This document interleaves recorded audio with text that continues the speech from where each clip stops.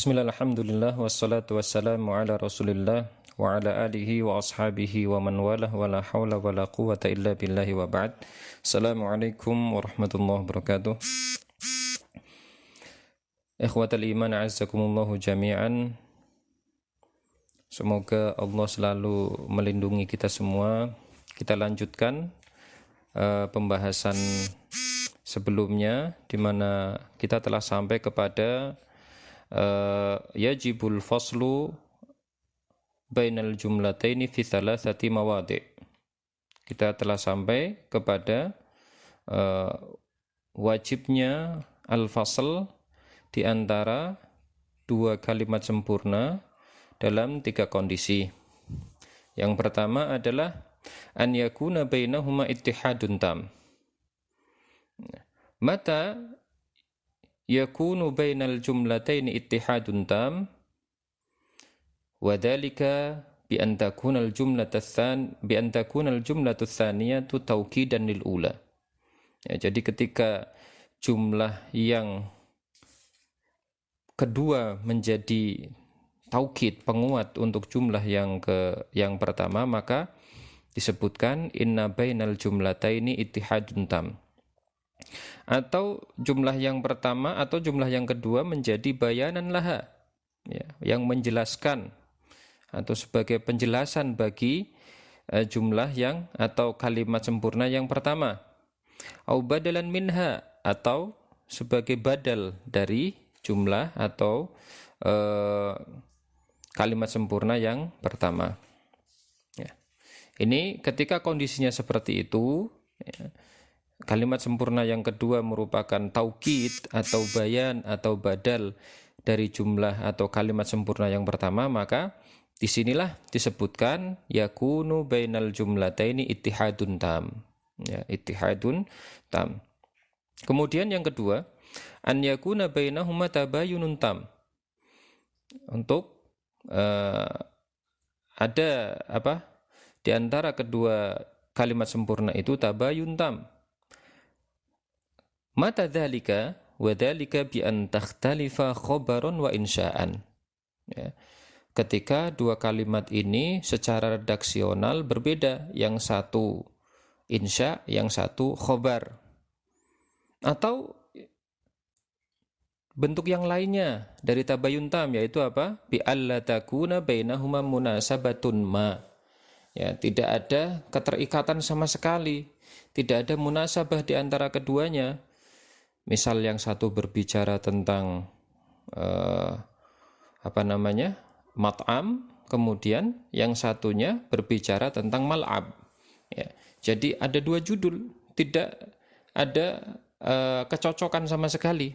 Laisa bainahuma munasabah. Maka yang seperti ini, ketika kalimat sempurna yang pertama berbicara tentang satu hal, kemudian al-jumlah ats-tsaniyah berbicara tentang hal yang lainnya, maka tidak mungkin ada al-wasl di antara keduanya, tidak mungkin diletakkan al-waw di antara keduanya. Pun demikian ketika yang pertama redaksinya insya'iyah, yang kedua khobariyah, ini pun juga tidak boleh ada al-waw di antara keduanya, ya, seperti itu. Nah, adapun yang ketiga, antakuna tsaniyah jawaban an su'alin yufhamu minal ula. Ya. Ketika jumlah yang kedua merupakan jawaban dari pertanyaan yang ditimbulkan dari kalimat sempurna yang pertama. Nah, maka ini juga tidak diperkenankan adanya al-wasl di antara dua kalimat sempurna ini. Ya, seperti itu. Taib, kita lanjutkan ke mawadhi'ul wasl. Mawadhi'ul wasl juga ada tiga kondisi. Ya, yang pertama adalah idza qusida isyrakuhuma fil hukmil i'rabi. Ketika dua kalimat sempurna ini digabungkan menjadi satu dengan tujuan apa? Dengan tujuan untuk menyamakan hukum i'rabnya, ya, dengan tujuan untuk menyamakan hukum i'rabnya. Maka dalam hal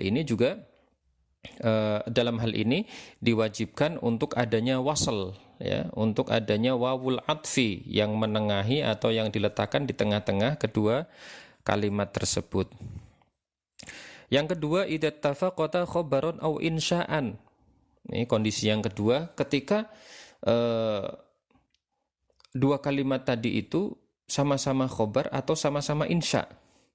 Wa kanat bainahuma munasabatun ma. Wa kanat bainahuma munasabatun tamah. Ya, antara dua kalimat itu mempunyai kecocokan. Ya, mungkin temanya sama, ya, pembahasannya sama dan seterusnya. Dan yang terpenting ini yang perlu diperhatikan, ya, selain kesamaan khobar insya, selain adanya munasabah, juga hal yang ketiga ini untuk kondisi yang kedua yang perlu diperhatikan apa? Walam yakun hunaka sababun yaqtadil fasla bainahuma. Tidak ada sebab yang mengharuskan terjadinya fasal di antara dua kalimat sempurna ini. Karena bisa jadi sama-sama khobar, sama-sama insya, ada munasabahnya, tapi justru tidak boleh ada wasal. Ya, contoh yang tadi itu, ya, contoh yang disebutkan bahwasanya antara dua kalimat ada ittihadun tam. Ini memungkinkan sekali adanya. Kalau munasabah malah justru jelas akan ada ketika di antara dua kalimat ini ittihadun tam. Ya, yang satu badal, yang satu mubdal anhu, ya, yang satu sebagai penjelas, ya, yang satu yang dijelaskan, ya, yang satu sebagai taukid, yang satu adalah yang muakkadnya, maka jelas ini ada munasabahnya. Nah, maka ketika kondisinya antara dua kalimat itu sama-sama khobariyah, sama-sama insya'iyah dan memang ada munasabahnya, kita perlu teliti lebih lanjut untuk mengadakan meletakkan huruf wawu di antara dua kalimat itu. Kita perlu teliti lebih lanjut, ya. Kita lihat apakah munasabah di sini masuk dalam kategori maudhi' al-awwal lil fasl atau bukan, ya. Kalau masuk dalam kategori itu berarti tidak boleh diwasalkan, tapi justru harus wajib di fasal, ya. Ini yang dimaksud dengan walam yakun hunaka sababun yaqtadil fasla bainahuma. Ya. Baik. Pun demikian ketika sama-sama khobariyah, sama-sama insya'iyah, tapi kemudian dia masuk dalam kategori yang ketiga dari mawadi'ul fasal, yaitu apa? Jumlah atau kalimat sempurna yang kedua menjadi jawaban dari pertanyaan yang ditimbulkan oleh kalimat sempurna yang pertama. Ini juga harus fasal, tidak boleh wasal meskipun sama-sama khobariyah, sama-sama insya'iyah, ya. Dan ada munasabahnya, ya. Jelas ya, antara pertanyaan dengan jawaban itu kan mesti ada munasabahnya. Baik. Ini kondisi yang kedua dari wujubul wasli baina al-jumlatain. Kemudian kondisi yang ketiga adalah idza ikhtalafa khabaran wa insya'an. Ya, ketika dua kalimat sempurna itu berbeda redaksinya. Yang satu khobar, yang satu insya, ya. Yang pertama insya, yang kedua khobar. Yang pertama khobar, yang kedua insya, ya. Berbeda. Seharusnya ini difasal. Tetapi ketika ada fasal, artinya tidak ada wawu al-atfi, ya, kita letakkan di antara keduanya, tidak ada atau tidak kita letakkan, maka yang akan terjadi wa auhamal faslu khilafal maqsud. Kalau dipaksakan tetap tidak ada wawul atfi atau dipaksakan tetap fasal bainahuma, maka yang dikhawatirkan apa? Maksud yang dituju itu tidak tersampaikan, ya. Maksud yang dituju itu tidak tersampaikan. Contohnya, ya, ketika kita mengucapkan la wa barakallahu fika. Coba kita perhatikan antara la dan barakallahu fika itu ada wawul atfi di situ. Padahal jelas-jelas la dan barakallahu fika ini berbeda redaksinya. La ini artinya mewakili kata-kata la, ya. Di sini keterangannya adalah ini merupakan jawaban ketika ada orang yang bertanya hal laka hajatun usa'iduka fi qada'iha. Ya, kalau dalam bahasa Indonesianya ada enggak nih yang bisa saya bantu? Nah, maka jawabannya kalau enggak ada yang bisa dibantu atau sudah cukup, maka jawabannya oh tidak, kan gitu ya. Nah, maka la ini juga merupakan sebetulnya merupakan iktisor ya, bentuk ringkasan dari jawaban yang dikatakan, oh terima kasih, tidak ada yang perlu antum bantu begitu ya. Nah, maka dicukupkan dengan la. Nah, ketika la ini kita telisik lebih lanjut, diperhatikan lebih lanjut, maka la ini sebetulnya redaksinya adalah atau perwakilan dari sebuah kalimat sempurna yang redaksinya adalah khobariyah.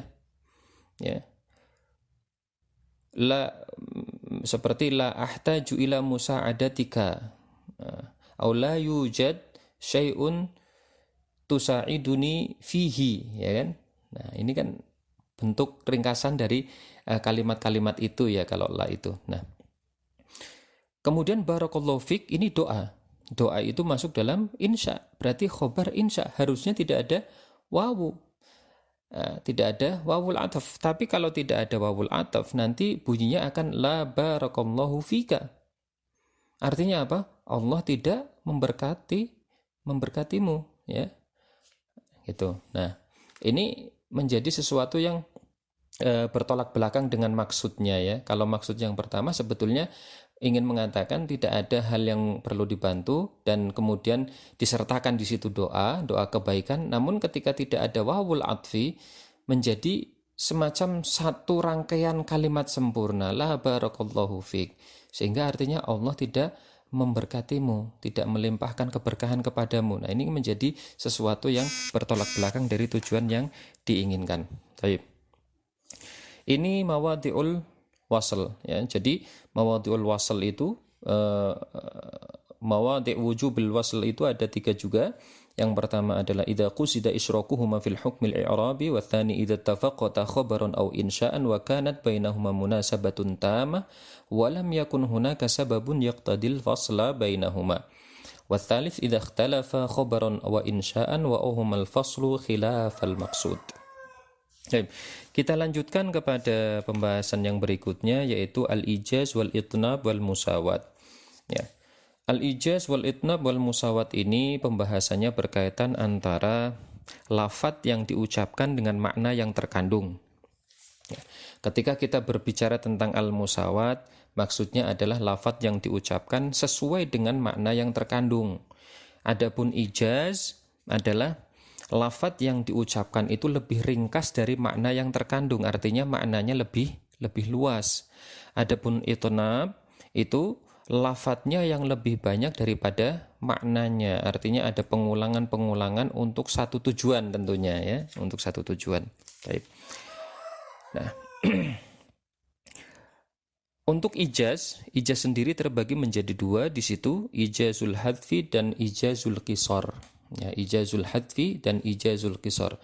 Ya, tadi kita katakan ijaz adalah lafadznya lebih sedikit daripada maknanya. Bagaimana itu bisa terjadi? Ya, terjadinya itu imma ya, dengan ada lafadz atau kata yang dihilangkan, atau memang redaksinya memang lebih ringkas daripada maknanya ya, artinya maksudnya lebih luas, dan ini banyak kita dapatkan di dalam ayat-ayat Qur'aniyah ya, di mana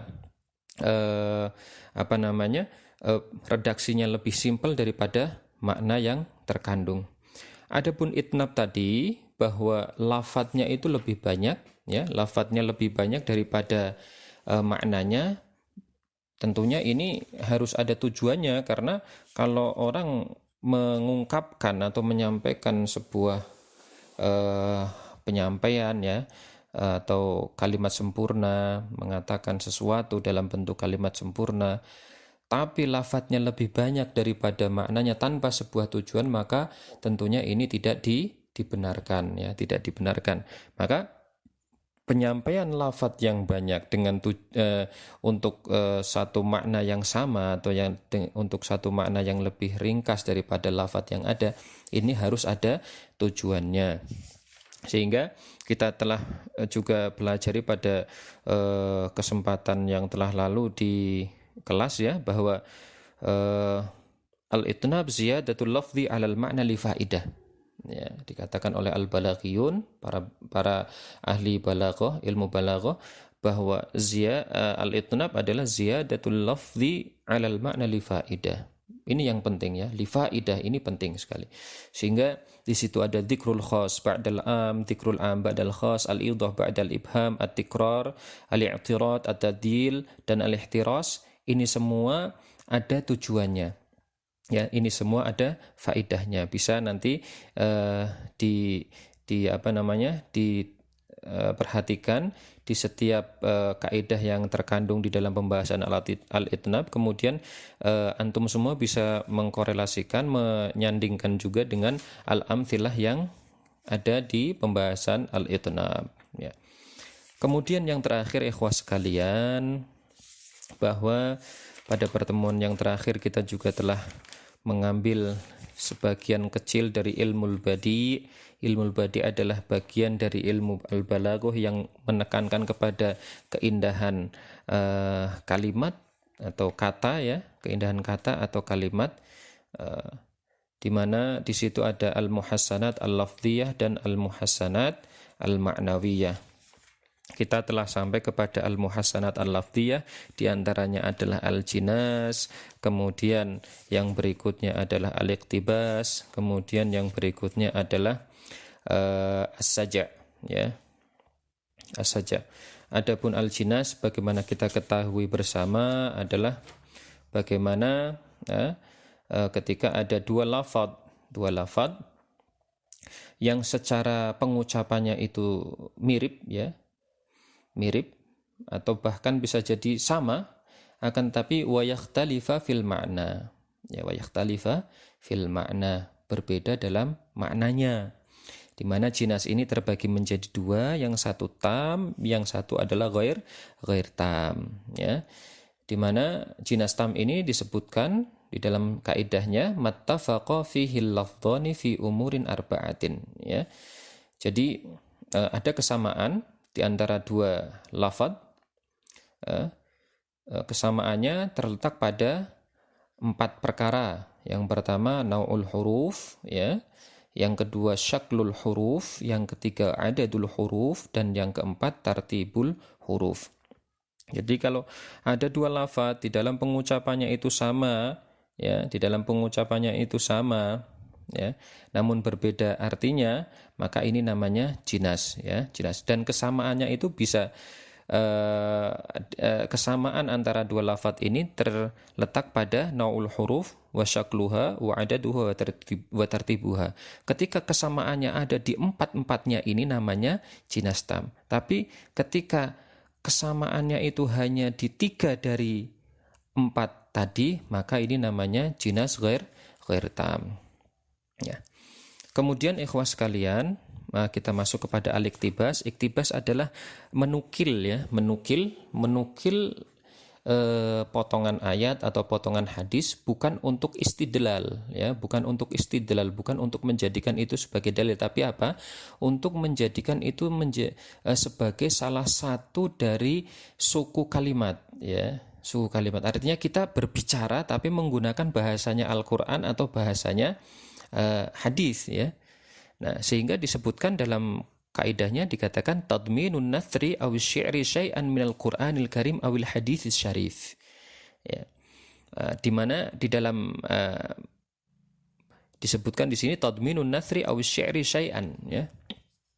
Kita gabungkan, kita masukkan di dalam nathar atau syair sebagian ya, sebagian ini berarti sebagian kecil ya, sebagian kecil atau sedikit saja minal Qur'anil Karim awil hadis min ghairi dalalatin aw min ghairi dilalatin ala annahu minhuma. Ya, dari sini jelas bahwasanya maksud menukil potongan ayat atau potongan hadis itu bukan untuk menunjukkan ini adalah hadis, ini adalah ayat. Ya, artinya apa? Kita menukil itu bukan untuk istidlal, tapi untuk menjadikannya sebagai suku kalimat, menjadikannya kata-kata yang kita rangkai sebagai kata-kata kita ya. Nah, namun ada hal yang perlu diperhatikan, wa yajuzu an yughayyira fil atharil muqtabasi qalilan ya. Karena ini adalah kata-kata ya, kata-kata yang ditujukan ya sebagai ungkapan kita, tapi kita pinjam redaksinya dari Al-Qur'an dan Al-Hadis. Nah, maka boleh-boleh saja untuk kita merubahnya, ya, tapi sedikit saja, tidak boleh banyak-banyak. Kenapa? Ihtiraman lil Qur'ani wal hadis. Kita perlu menghormati Al-Quran dan Al-Hadis karena memang lafadz yang kita pinjam itu awalnya atau asalnya dari Al-Quran dan Al-Hadis. Kemudian yang terakhir adalah as-saja. As-saja di sini adalah tawafuqul fasilataini fil harfil akhir wa afdaluhu matasawat fiqruhu, ya. Paling mudahnya kalau kita perhatikan dari contoh-contohnya adalah kesamaan pengucapan, ya, kesamaan pengucapan di penghujung kalimat itu sendiri, seperti Allahumma a'ti munfiqan khalafan wa a'ti mumsikan talafan, ya. Di situ ada khalafan, talafan. Kemudian ada contoh yang lainnya, Allahumma in kunta qad ablaita fa innaka talama qad afaita. Ya, di situ ada ablaita dan afaita. Nah, kemudian juga di contoh yang berikutnya, al-hurru idza wa'ada wafa wa idza ana kafa wa idza malaka afa. Di situ ada wafa, kafa dan afa. Ada kemiripan, ya, ada kesesuaian di huruf akhirnya, ya. Khalafan, ya, fan, talafan, ya, ada fan. Allahumma in kunta qad ablaita, ya, ablaita ta fa innaka talama qad afaita, sama-sama juga ta. Al-hurru idza wa'ada wafa wa idza a'ana kafa wa idza malaka afa, ya, fa. Jadi ada kesamaan di huruf akhirnya. Begitu ikhwas sekalian, mudah-mudahan rekaman ini bisa membantu antum semuanya di dalam menuntaskan murojaah antum, dan semoga kita bisa berkumpul kembali, bertemu kembali di ma'had kita yang tercinta dalam kondisi sehat walafiat dan dalam kondisi yang lebih baik tentunya dari kondisi yang sekarang ada. Subhanakallahumma bihamdika asyhadu an la ilaha illa anta astaghfiruka wa atubu ilaik. Assalamualaikum warahmatullahi wabarakatuh.